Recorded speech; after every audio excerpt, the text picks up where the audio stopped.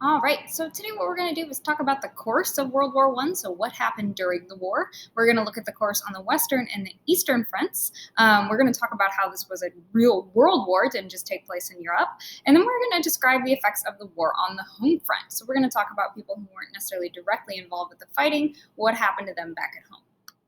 All right. So at the beginning of the war, a lot of Europeans were really optimistic or even excited about the war. And of course, as we can imagine, right, there's a sense of nationalism, there's a sense of patriotism. People felt pretty excited. They were ready to go fight for their country. Another piece of it is that people thought the war would be over quickly. So if we remember, the war begins in like the summer of 1914, and people thought the war would be over by Christmas. But like the coronavirus lockdown, no, it wasn't. There were some people who were not so excited. Those were the socialists and left-wing people of every stripe, really. And they kind of saw through all that patriotic rhetoric, and they saw this as a war of nationalist imperialist aggression.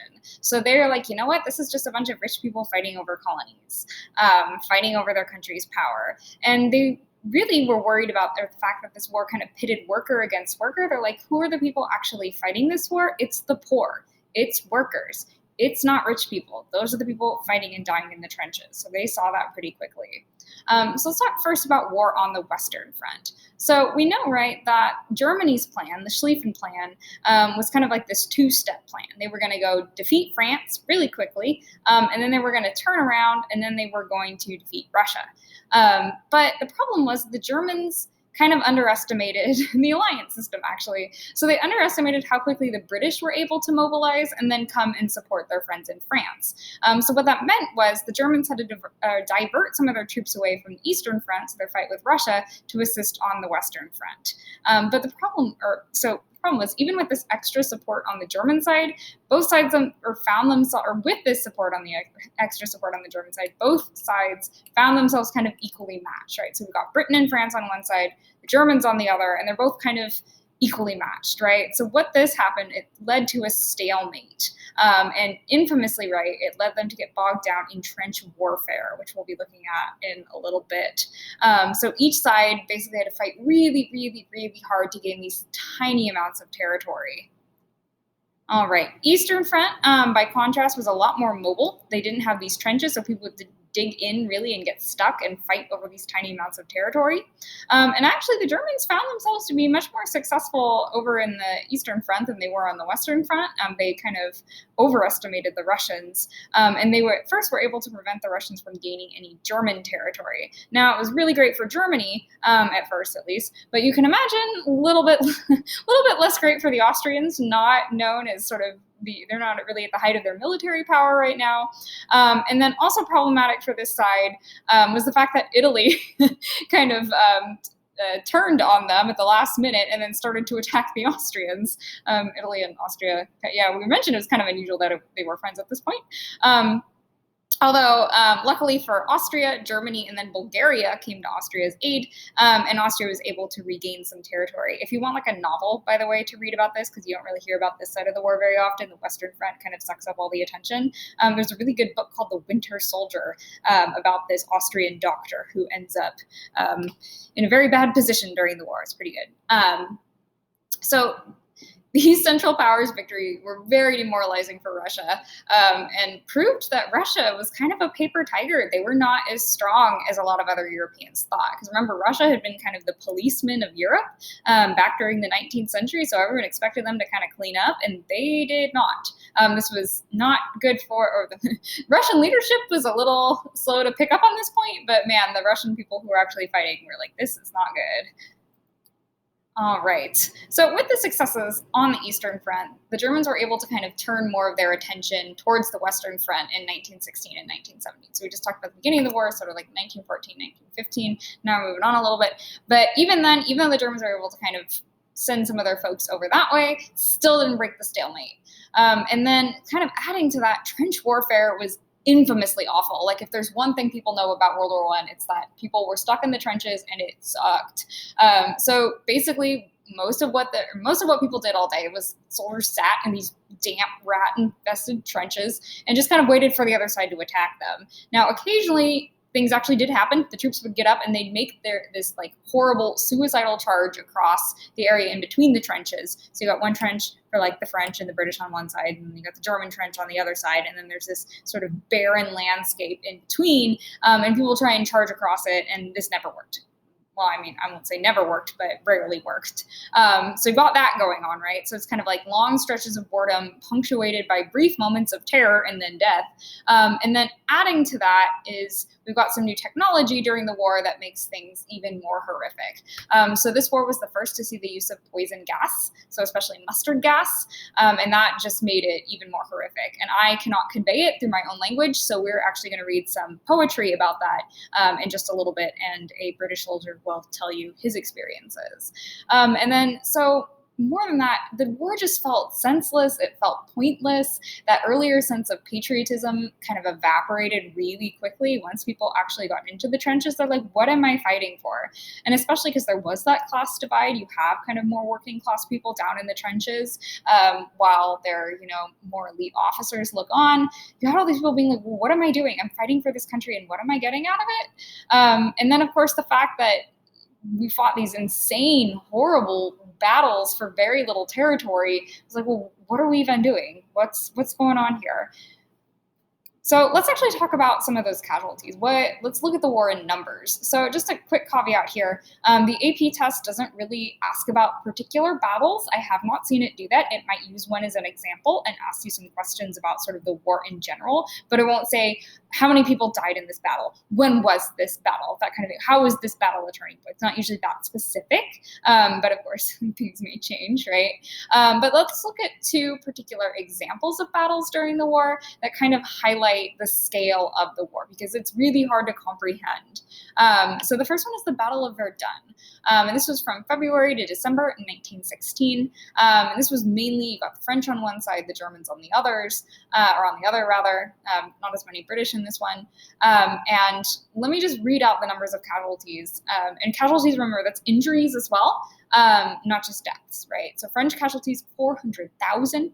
German, 350,000. And by the end of the battle, 300,000 people were dead. So February to December, that's just a few months, right? So just to put that into contrast, the coronavirus pandemic, as I am recording this right now, it's been lasted for about a year, and there's been about 500,000 dead in the United States. So just compare that. I can't even fathom 300,000 people dead. And then you have to consider this too. So casualties, that includes physical injuries, but this is where we're starting to recognize PTSD. They didn't call it that, but just imagine the trauma of experiencing this kind of thing, that sort of constant fear of death hanging over you for months, watching your comrades die. Like, it is, experiencing poison gas, as we'll talk about, it is horrific. Now, if you want some even worse numbers, let's talk about the Battle of the Somme. And by the way, these are both on the Western Front, in case that wasn't clear. So this is July to November 1916. So on the first, so this is, by the way, this is, we've got the British and the French on one side, Germans on the other. And the British commander who helped organize this was known as the Butcher, because he was not great at organizing. And on the first day of battle, so on one day of battle alone, the British suffered more than 57,000 casualties and 19,000 deaths. 19,000 deaths on one day. I cannot even imagine that. Like, that is horrific. And now, so like, I can't even imagine my comfy, cozy position from the 21st century. Like, imagine you are in this. It's beyond me. And then during the entire battle, so that July to November period, 1 million casualties were suffered, again, so that's injuries and deaths. All right, but more than me just reading numbers to you, let's let someone actually tell you about what it was like. And so this is one of my favorite poems. I love World War I poetry. It just shakes me to my core. This is Dulce et Decorum Est. This is by Wilfred Owen, who is British. So I'm just going to read it to you. So, bent double like old beggars under sacks, knock-kneed, coughing like hags, we cursed through sludge, till on the haunting flares we turned our backs, and towards our distant rest began to trudge. Men marched asleep, many had lost their boots, but limped on, bloodshot. All went lame, all blind, drunk with fatigue, deaf even to the hoots of gas shells dropping softly behind. Gas, gas, quick, boys! An ecstasy of fumbling, fitting the clumsy helmets just in time. But someone was still yelling out and stumbling and floundering like a man in fire or lime. Dim through the misty panes and thick green light, as under a green sea I saw him drowning. In all my dreams before my helpless sight, he plunges at me, guttering, choking, drowning.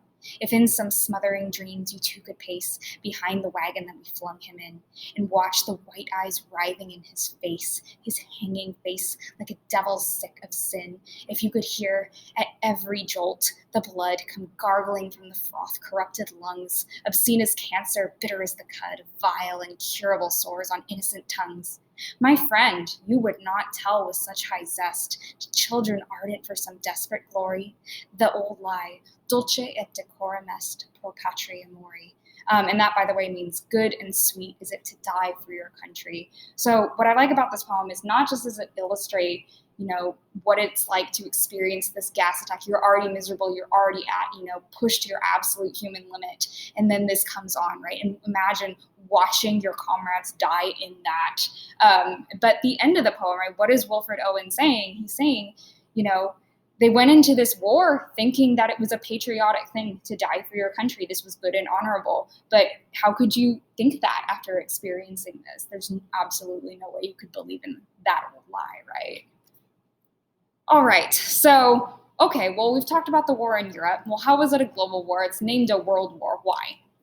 So fighting didn't just occur in Europe. The colonies became battlegrounds, but also sources of troops and resources.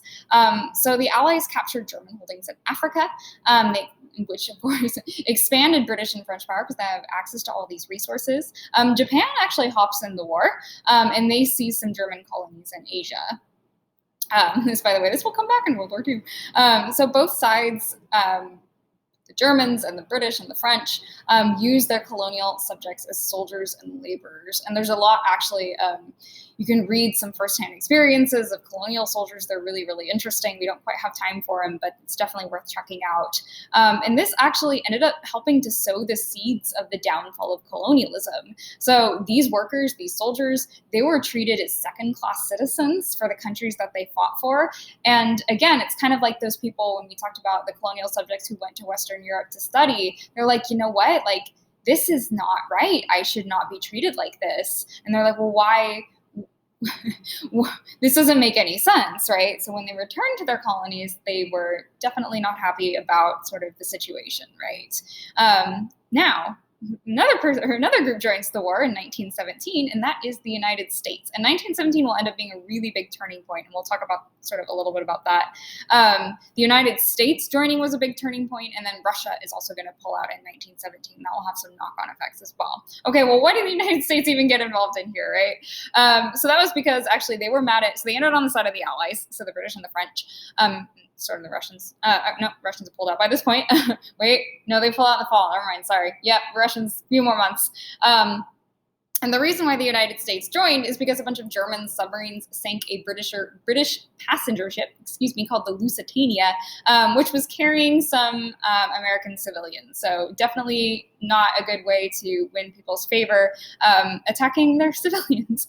And there was also, by the way, this very strange telegram from Germany. So Germany tried to get Mexico to join the war on their side. And so the United States is like, all right, Germany, you are bombing our civilians on this ship. You're trying to get Mexico to go to war and be on your side. This is not good. We need to get involved here.